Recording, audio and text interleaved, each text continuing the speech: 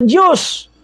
Atong tan-awon sa kining mga naglingkod karon gikan sa presidente, vice president, senador, congressman, governor, nga kung kining mga leaders nga naglingkod karon, doon na ba sila himuon nga balaod or programa nga makapahimaya sa Dios kining nasod sa Pilipinas?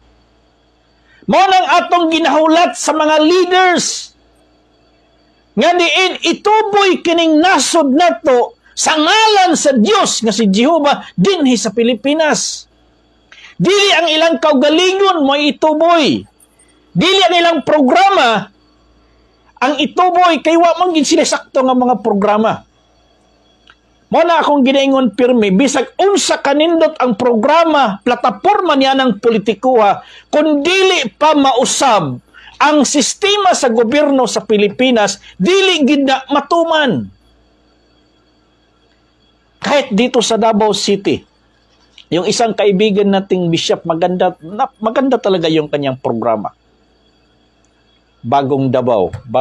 Kumbaga, doon mayroong massive changes ba sa Davao kung siya makalingkod based po sa iyang plataforma. Maganda. Pero ang masasabi ko, gaano kaganda yung programa hanggat hindi una mausab ang sistema sa panggobyerno. Hanggat hindi mausab una ang sistema sa gobyerno, bisan unsa kanindot imong programa, dili gyud na nimo maimplementar hangtod nga dili mausab ang sistema. Kay unsa man ang sistema sa atong gobyerno karon? Ang sistema sa ating gobyerno karon, demokrasya. Buot pasabot, demokrasya, democratic, ang mga katawhan ang magbuot-buot. Okay? Ang sambayanang Pilipino, ang dunay dakong pagbuot sa ato ang sistema. Kumbaga, ang tingog sa katawhan, matod pa nila, tingog sa Diyos. Vox populi, vox Dei. The voice of the people is the voice of God. Ang problema karon, ang administration doon ay people, ang opposition doon ay people. So kinsa man diha nga tingog, yung susundin po ng Diyos. Kaya nga ang palagi kong sinasabi, kahit gaano kaganda yung programa, kung dito po sa kabila, maraming mag-oppose sa programa na yan, hindi rin talaga ma-implement. Marami namang nakaupo na walang programa, pero yun po yung nakaupo. Yun po yung nanalo. So, hindi rin makikita natin yung kalambuan. So, ang punto natin dito po, as far as divine government of the Philippines is concerned, hinahanap natin ngayon kung sinong leader na nakaupo ngayon, yung bagong mga halal ngayon, naggagawa ng programa na itong Pilipinas ay luwalhatiin po ang ating Diyos. Dahil marami niya silang panukalang batas na dapat daw mandatory yung pagbasa ng Biblia sa mga public school. Mayroon ding isang leader na tinatanggal na po yung lahat ng cross hospital. Mga Bibles doon sa tinatanggalan na po. Part yung kanilang mga programa. Okay? So, tinanggal na yung mga religious, kumbaga religious practices doon sa... So, ganun po. Maganda ba yun ng mga programa? Yan ba yun talaga yung programa ng Diyos na gagawin sa Pilipinas? Yan na ba talaga yung sabi nilang magandang programa nila? Hindi. Yung pinakamagandang programa sana nila na itong Pilipinas, ipakilala nila sa buong mundo sa ngalan po ng Diyos sa Israel na nandito po sa Pilipinas. Dahil sa panahon po ng Israel noon, upang makilala po nila na may Diyos sa Israel, si Jehova ay gagawa ng senaryo. Si Jehova ay gagawa ng senaryo doon sa bansang Israel upang makilala po ng lahat ng mga bansa na kapitbahay po ng bansang Israel na mayroong Diyos talaga sa Israel. Dito ngayon sa Pilipinas, As long as divine government of the Philippines is concerned, dahil ito po yung kaharian ng Diyos, dapat makilala na po ng buong mundo na itong Pilipinas ang bansa na pinili ng Diyos sa lahat ng bansa sa buong mundo upang magpatupad sa kanyang kalooban, sa kanyang kautusan, sa kanyang mga pangaral po dito sa Biblia. Dapat na po may patupad yan. Yan po dapat sana yung gawin ng ating mga political leaders na nakaupo ngayon. Na mapakilala sa buong mundo itong Pilipinas ay kaharian ng Diyos. Pero wala pa mga kapatid. Wala pang nakagawa niyan at wala ding gumagawa niyan sa mga nakaupo. Maniwala kayo. Sa lahat ng nakaupo ngayon, walang gagawa niyan. Kaya ito na po yung panawagan natin sa lahat po ng mga religious leaders mula Luzon, Visayas, Mindanao, sa lahat po ng mga spiritual leaders. Magkaisa tayo. Itayo natin ang divino gobyerno sa Pilipinas dahil ito po yung programa ng ating dakilang lumikha na si Jehovah, na itong Pilipinas ay magluluwalhati sa kanyang pangalan dahil hindi na po siya naluwalhati sa bansang Israel. Kaya dito po siya sa Pilipinas at hinahanap na po niya yung gobyerno na magluwalhati sa kanyang pangalan, at yung gobyerno na yan, gobyerno po ng Diyos. That is divine government of the Philippines, mga kapatid. Kaya ang gobyerno na walang korupsyon, divino gobyerno lang. Ang gobyerno na magluwalhati sa Diyos sa ating bansa, divino gobyerno lang.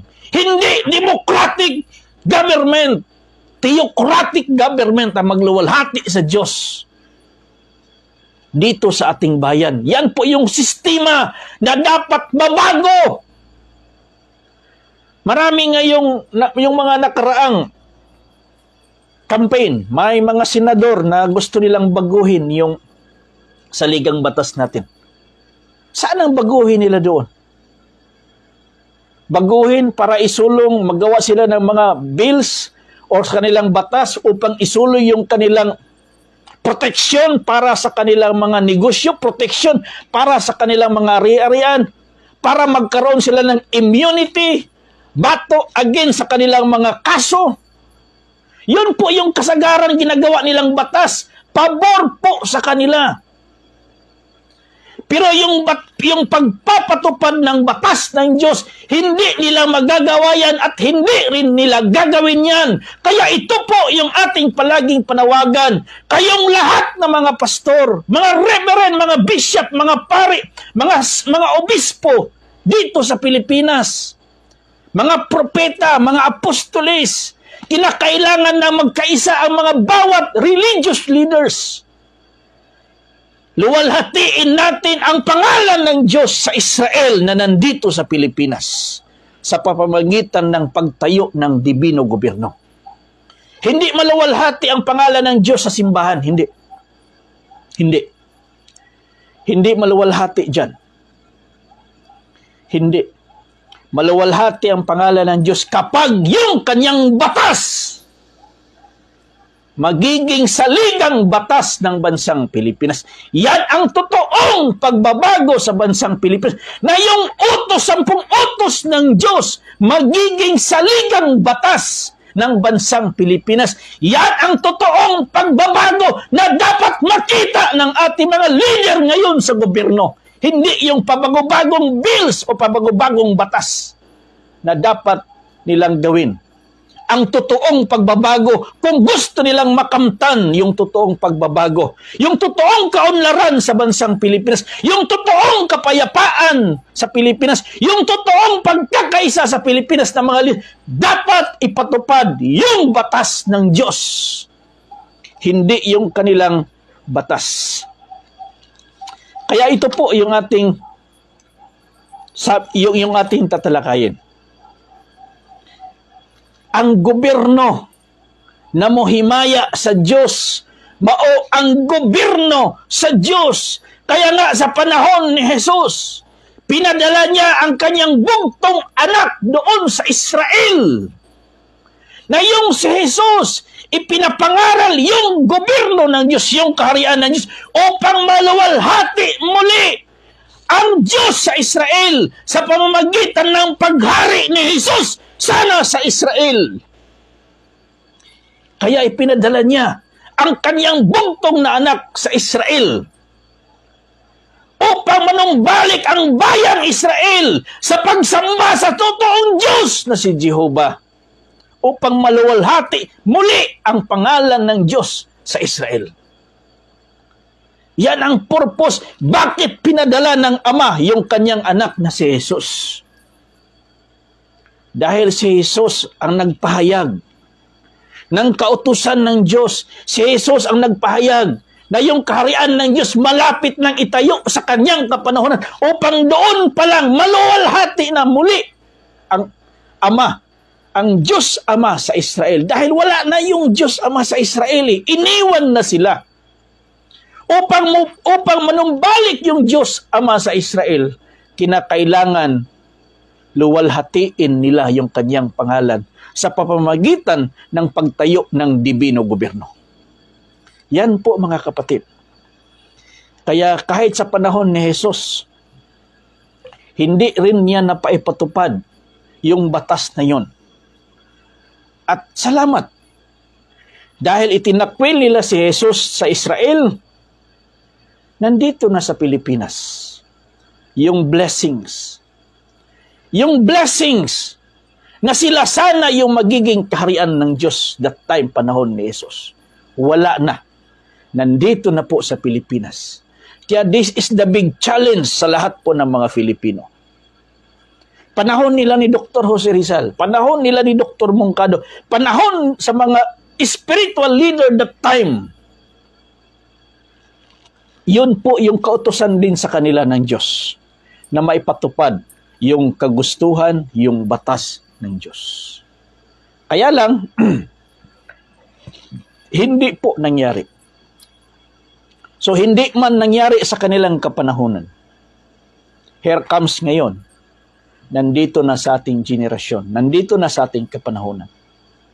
Kung hindi ikaw na religious leaders, kung hindi ako, kung hindi tayo, sino aasahan natin na sisigaw ng dibino gobyerno? Si mayor? Si congressman? Si senador? Si vice president? Si president? Si konsihal?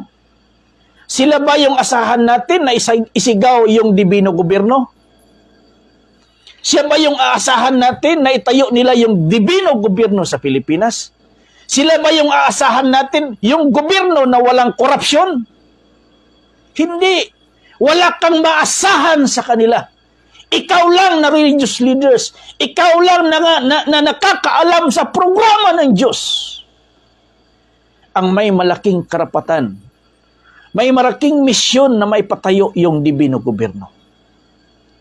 Yan po mga kapatid, yung pinakamalaking challenge sa atin sa Pilipinas. Kaya wag mong isipin kay Pastor Mangka lang yan, kay Pastor Isagani lang yan. Huwag mong isipin kay Real Witness lang yan na programa yung dibino gobyerno. No. Kapag may tayo yung dibino gobyerno, lahat ng Filipino magkakaroon ng kalayaan. Magkakaroon po ng hustisya. Tingnan nga natin dito.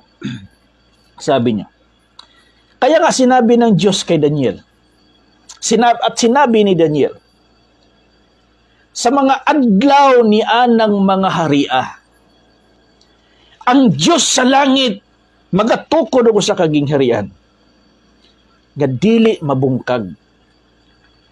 Ni ang gahom ni ini mahibilin sa lain nga katawhan. Basahin nga natin.